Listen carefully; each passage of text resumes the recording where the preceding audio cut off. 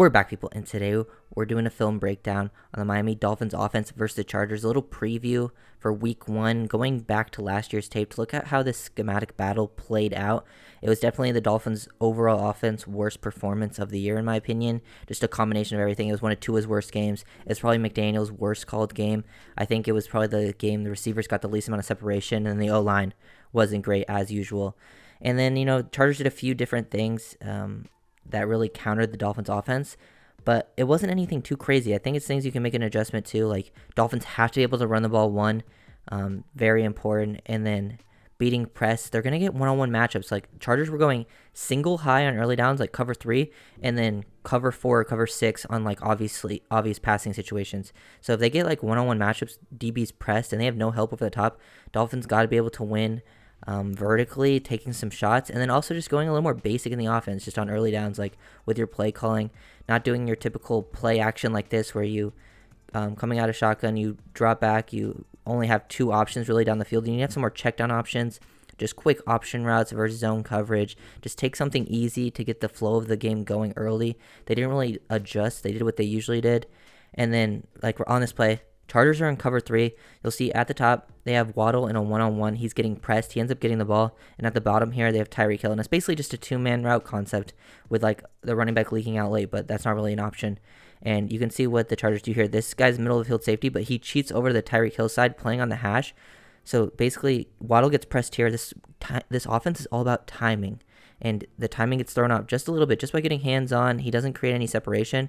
And then Hill at the bottom is getting bracketed by this safety in this corner. So if he breaks the outside, this corner has the leverage of it. Breaks the inside, the safety has it. And then so Tua makes the right read here and actually makes a pretty good throw to Waddle, puts it out in front of him, actually very accurate, but the DB just makes a play. And, I actually thought, the Dolphins offense had a chance early on to make some plays. Like, Tua looks good, I thought, for a first, few drives when he had opportunities to make the throws, but they just couldn't complete any of them. And then after that, it was just like the whole rhythm of the offense was off. And I think another big thing is Waddle and Hill are not really asked to do much. Usually they're not getting pressed, but usually it's like McDaniel, I think, tells his receivers, like, hey, don't do anything too crazy off the line of scrimmage. Just get to your spot. It's all about timing. I think he's got to give the receivers a little more freedom in this game. For week one, if they're getting some press work, let them finesse. Like, they have the ability to create those separations.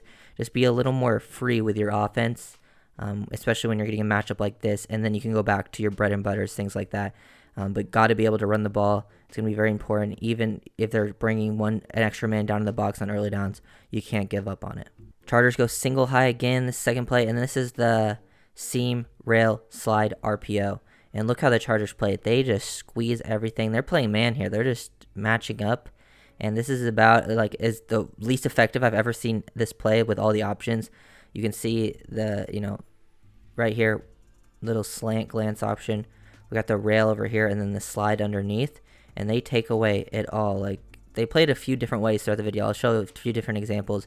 Just press at the top, and they squeeze hard. This safety comes down hard.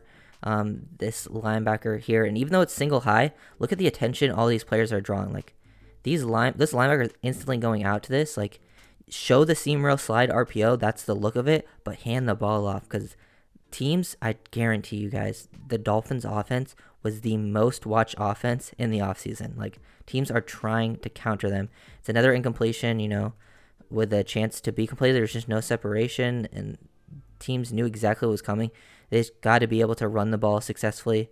I know it's 2nd and 9 here, and you're trying to get the ball, and then sometimes, things don't work out. I understand why the ball is being thrown, but the seam rail slide, I think they got to, go away for it.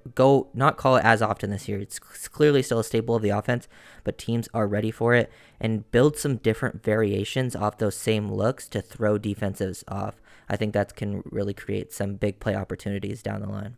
Here's another example of the seam rail slide. A little bit different this time about how they play it. Not as, it still gets played very well. And this time it's a 1st and 10 situation. So I feel like they were more likely to play the run here.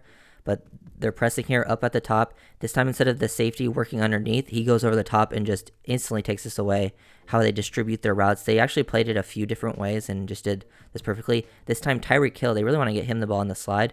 And Khalil Mack sees this coming, tries to slow him down, get an arm on him. And then this linebacker comes out late, and the ball gets thrown. And if this wasn't slowed down by Khalil, it actually would have had an opportunity to get some yards, but Tyreek ends up slipping a little bit. They come down, make those tackles. It was just that play was not working at all in this game.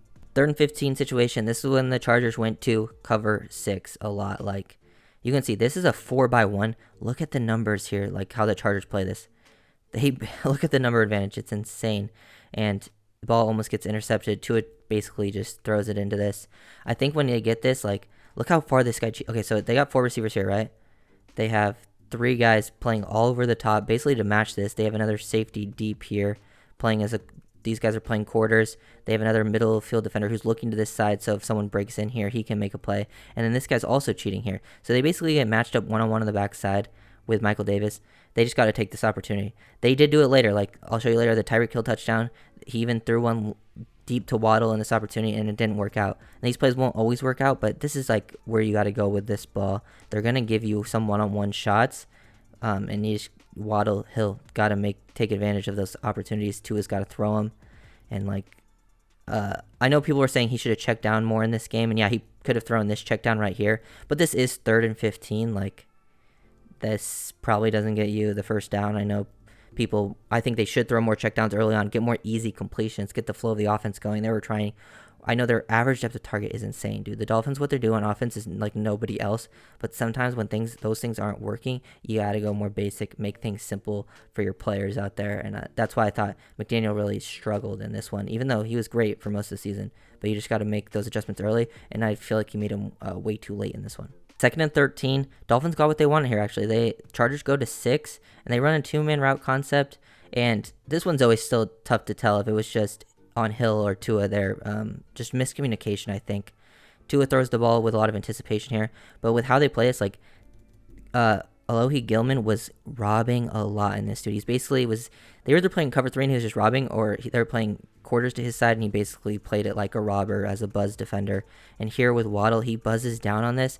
Tua makes the correct read. Once this guy sits down long enough, he has the one-on-one with the post deep to Hill. He has time, and they got to connect on this. This should have been 7 points. It's still hard to tell because, like, Hill starts to jog right there. Like, from this angle, it looks like the ball is pretty close to him, but Hill doesn't either sees it later, is jogging, or maybe Tua was just off. He threw it really early, and maybe he expected him to break at a different angle. So I don't know it's kind of hard to tell whose fault this was, because, like, right here, maybe he expected him to break a little more sharply away from the safety, and it just never happened, because from that angle, it looks like, he wasn't going to catch it. But it also looks like he started jogging a little bit early, so it's tough to tell for sure. But wasn't Tua's best game. Even though Tyreek Hill had 2 long touchdowns, I don't think it was his best game. It wasn't his worst game either, but, like, he still played. He was definitely one of the better players on the Dolphins offense for sure. I thought it might have been Waddle's worst game getting open. Just people, like, got to be on the same page, got to take advantage of these opportunities down the line. Chargers went to a too high look on 1st and 10, and when they did that, Dolphins gashed them. They have less numbers in the box. Safety comes down too late to be involved, and they're able to just set this up nicely. They got to be able to do this. Fresh legs. They got running backs right now. They have guys who can, really gash you with Mostert. I think you got to see everyone out there. Go with the hot hand, but try to get everyone rotated in. See who has the hot hand. If Mostert just starts killing them right away, keep Mostert in. Let him go. Let him get to work. If he's not doing too great, rotating A-Chain, rotating Ahmed, rotating Chris Brooks. Let everyone see some action. But here they just set this up pretty nicely. They get the numbers advantage in the box. They go with some gap scheme action here, pulling Hunt and Smythe through the hole. And then Jeff Wilson does a pretty nice job finding this and picking up a 20-yard gain. They have to be able to do this. And you can just see here how the Chargers basically stopped the motion of the Dolphins. Like, look how they play this. They weren't like they look how they distributed these routes and just maintained this leverage. Like, no shot for Tua here. Like, there's literally nothing he can do on this play. It's just play action basic here. And once Waddle motions across, sometimes teams either follow it across, like, depending on how they play it. But here, Samuel doesn't follow. He bumps down and just goes up to press Sherfield one-on-one. That was their plan. The nickel would then go across. And how they would play this, they'd show Michael Davis pressing here, but he would then take the motion on the rail out to Waddle, and then he would now have perfect inside leverage, this defender right here, this nickel on Hill, and it just takes away his route. If he's not outbreaking, there's nothing Hill can do. And then they also have a robber over the middle with deep help over the top. I think, they got to be a little more basic. Or when they do this, have Hill, if they're going to distribute it like this, they didn't always do it like this. They did a little bit differently sometimes. But have Hill have the option to just break to the outside, Like, give him that option. Like, that's wide open. This guy's got hard inside leverage. If he runs a corner here, and I know people think Tua can't throw outside the numbers. It's not his strength, but, I mean, he can still get the ball there. Like, if the guy gets open, he can throw the ball with timing and anticipation. There's definitely examples of him doing that. It's just he dominated the middle of the field and still down the field as well. You just got to be able to adjust, give your guys more options, just make things pretty simple on these types of downs. Chargers go too high on 2nd and 10, and I am never a big proponent of running the ball in 2nd and 10, but if your passing game is struggling like this, yeah, run the ball in 2nd and 10. This worked out, more gap scheme action, pick up 8 yards. You definitely take that all day, every day, if that's how they're going to play it, and your passing game is getting shut down like you've never seen before. They got to be able to run this ball. They can do it up front. Like, I know the offensive line isn't like some crazy thing, but I feel like they're better run blockers. A lot of them are better run blockers than they are pass protectors. Like Robert Hunt, Connor Williams, Austin Jackson out there. Left guard, I don't even know who that's going to be, but we'll see. If it's Isaiah Wynn, then better run blocker. But they got to be able to run the ball, take advantage of your numbers, and, tire out this defense. Like, I know Dolphins primarily a pass-heavy team, but when that's not given to you, you got to be able to do something a little bit different out of your comfort zone. Cover 6 again on 2nd and 9. They do the motion the exact same way. Nickel follows across. Basically, Waddle then gets taken away from the inside leverage. They both in breaker. There's nothing you can do. You can tell that something was off with the route, like the pacing of this and this, or the spacing, not the pacing.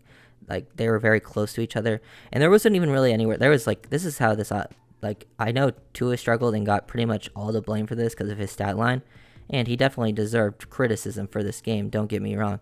But there was not really anywhere to go. Like, this is covered up, this is covered up, this is dead, this is dead. He tries to throw it. He should have checked down late, but this running back wasn't really running a route. He was just a delayed option out of the backfield. They thought he was going to help chip and block, and Tua was trying to throw with timing. He was trying to force things in here at this point in the game, and Chargers defense just, I don't know why they were, at this point, like, even though Tua could have checked it down, and I think he should have, I don't know why they were still calling this play late into the game. Like, this was not working. They had it perfectly dialed up every single time. You get a one-on-one matchup on the backside of Tyreek Hill, you take it every single time. Like the setup too, the play call of it with the motion, it got the safety to cheat over towards the middle of the field, and then Tyreek Hill. He'll win those one-on-one matchups. You get Tyreek Hill or Jalen Waddle. I know Jalen Waddle struggled in this game, but I think he was coming off, I think he might have even gotten injured in the previous game. Didn't he get injured in the Niners game? Or at least he was semi-injured, I believe, coming into this. So maybe that was a factor. But the motion from the running back really moved this over to this, because now they wanted a 4-on-4, and then this linebacker pulled out. And he's hot. Like, they're bringing 5 guys, so they got to throw this quickly. Like the decision, like this chance to take this to Tyreek. Got to be able to do this. Take those one-on-one opportunities every single time. Like, I don't care what the situation is. If it's one-on-one with Tyreek Hill or Jalen Waddle and they're pressing, you take that every single time. Dolphins got to be able to do more plays like this early on. Like, basic routes here. Just, quick drop out of shotgun. Not running your same, stuff that you always do with your 2-man route concepts out of play action. Just, quick read. Take 1 step right here. 3 steps.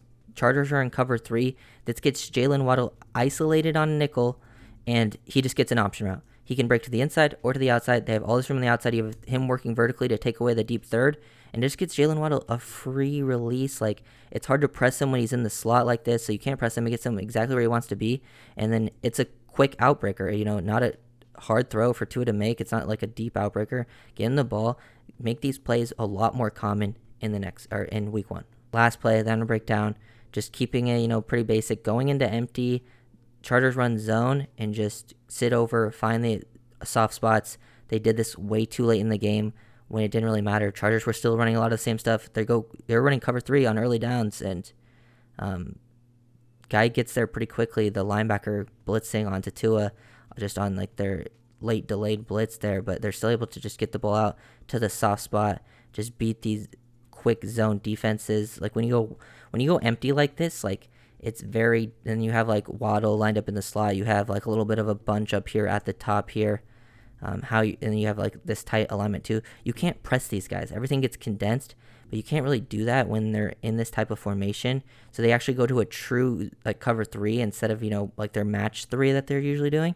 And they just found like the weakness to easily move the ball down the field. Hopefully they can make this adjustment, taking your one-on-one shots, running the ball effectively, and just being a little more basic with your offensive play calls, not doing what you're always doing. Still call those to keep the Chargers honest, obviously, and maybe they have to adjust when you're going to a different offense, and those things become open later on in the game. But gotta, make things easy for Tua, the receivers, the offensive line. So if you guys enjoyed the video, make sure to like, comment, subscribe, and I'll see you guys after week 1.